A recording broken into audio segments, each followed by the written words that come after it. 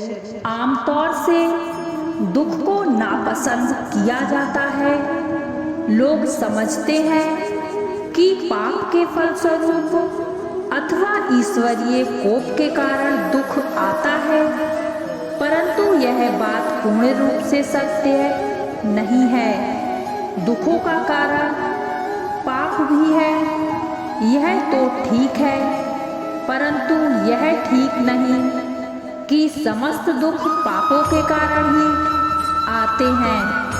परंतु बहुत बार ऐसा होता है कि मनुष्य दुखी अपने प्रारब्ध के कारण होता है। प्रारब्ध में वे सभी कर्म आते हैं जिनसे पूर्ण जन्म में हमने किसी को दुख पहुंचाया होता है। दूसरा कारण क्रिया मार्ग है। यह वे कारण हैं जिनका फल प्रायः साथ साथ या मनुष्य को इसी जन्म में भोगना पड़ता है। इसका तीसरा और सबसे महत्वपूर्ण कारण कि ईश्वर को जब किसी प्राणी पर दया करके उसे अपनी शरण में लेना होता है, कल्याण के पथ पर ले जाना होता है, तो उसे भवबंधन से कुप्रवृत्तियों से छुड़ाने के लिए ऐसे दुखदायक अवसर उत्पन्न करते हैं जिनकी ठोकर खाकर मनुष्य अपनी भूल को समझ जाए और उसका सच्चा भक्त बन जाए। सांसारिक मोह, ममता और विषय वासना का चस्का ऐसा लुभावना होता है कि उसे साधारण इच्छा होने से छोड़ा नहीं जा सकता।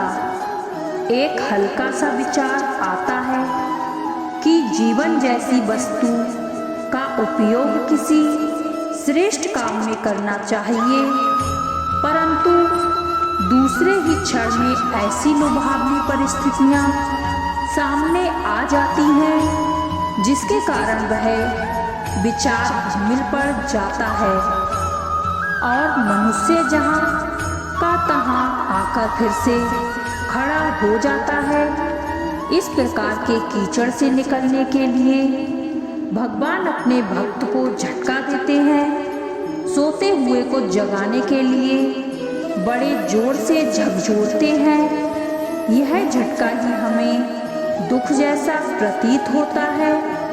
गंभीर बीमारी, परम प्रिय स्वजनों की मृत्यु, विश्वसनीय मित्रों द्वारा अपमान या विश्वासघात जैसी दिल को चोट पहुंचाने वाली घटनाएं इसलिए भी आती हैं कि उनके जबरदस्त झटके से आघात से मनुष्य तिलमिला जाए और सजग होकर इस संसार से मोह को तिलांजलि दे दे।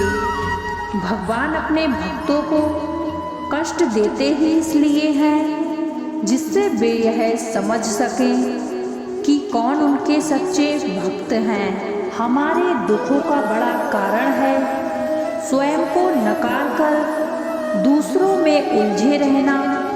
अक्सर देखा गया है कि जो हो गया उसे हम स्वीकार नहीं कर पाते और जो नहीं मिला उसे हम छोड़ नहीं पाते। अधूरी इच्छाओं का दुख हमें उस सुख से भी दूर कर देता है। जीवन को भरपूर जीना है तो सबसे पहले स्वयं के प्रति दृष्टिकोण सकारात्मक बनाना होगा। कभी कभी व्यक्ति लक्ष्य विहीन हो जाता है, उसे कुछ सूझता ही नहीं है कि क्या करे और क्या नहीं। वह ऊहापोह की स्थिति में रहता है। ऐसी स्थिति जीवन की प्रसन्नता को निगल जाती है। आपके सकारात्मक सोच से जीवन में ऐसा परिवर्तन घटित होता है जो आपके दामन में खुशियों के फूल बरसाता है तथा जीवन से कटुता को निकाल कर उसमें सुगंध भर देता है। चिंता से भागकर कभी नहीं बच सकते, परंतु यदि उसके प्रति स्वयं की मानसिकता को बदला जाए तो तो चिंता को दूर भगाया जा सकता है। मानव दुखी क्यों है? साधारणतया देखा जाता है कि एक व्यक्ति दूसरे व्यक्ति को प्रसन्न देखकर जल भुन जाता है। उसके मन में ईर्ष्या और जलन की उत्पत्ति होने लगती है। वह सोचने लगता है कि यह व्यक्ति कितना प्रसन्न है और मैं कितना दुखी हूँ। इस तरह की विचारधारा मन में कदापि ना पालने दें। दूसरे को खुश देखकर स्वयं भी खुश होने की कोशिश करें। दूसरे की खुशियों में सहभागी बने और खुशियों में ही क्यों, दूसरे के दुख में भी सहभागी बने। जहाँ तक बन पड़े दुखी व्यक्ति की मदद करें। यह जरूरी नहीं है कि आप रुपए से, पैसे से ही उसकी मदद कर सकते हैं। आप उसकी मदद अच्छी सलाह, मधुर वचन, कोई काम एवं सेवा करके भी कर सकते हैं। आप शीघ्र ही पाएंगे कि प्रसन्नता आपके पीछे पड़ी हुई है।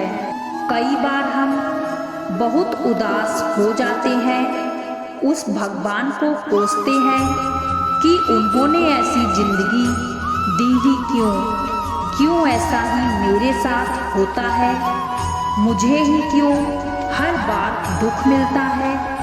हम उस भगवान को ही दोषी ठहरा देते हैं कि वो गलत कर रहा है, परंतु हम यह भूल जाते हैं कि जिस भगवान ने हमें इस दुनिया में भेजा है तो किसी खास मकसद से ही भेजा होगा, और भगवान जो भी हमारे साथ करता है वो हमारे लिए सही ही होगा। क्योंकि कौन सा ऐसा पिता है जो अपने बच्चों को दुखी देखे, परंतु जब हम अपने मन के करते तो वह कर्म बन जाते हैं और हमारे द्वारा हर कर्म का हिसाब किताब हमें देना पड़ेगा, और इन्हीं कर्मों के हिसाब किताब से हमें दुख सुख, रिश्ते नाते और बाकी चीज़ें मिलती हैं। अब सवाल आता है कि मैंने तो कभी किसी का बुरा किया ही नहीं, फिर भी मुझे दुख ही मिलता है।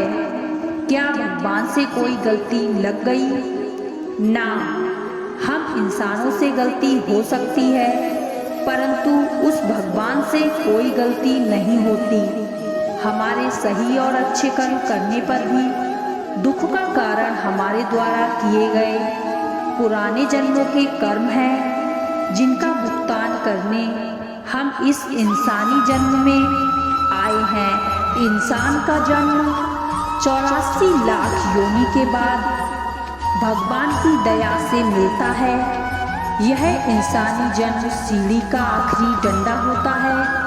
यदि यहाँ से पैर फिसलता तो हमें फिर से 84 लाख योनि से गुजरना पड़ेगा। इंसानी जन्म या जून सबसे सर्वश्रेष्ठ है। जैसा कि इंसानी जन्म या जून सर्वश्रेष्ठ है और केवल इसी को ही परमात्मा या भगवान की भक्ति करने का अवसर मिलता है। यदि इंसान इस जन्म में परमात्मा की भक्ति करता है तो वह परमात्मा से मिलने के काबिल हो जाता है और वह जन्म मरण के इस 84 लाख योनियों के जेल खाने से छूट जाता है।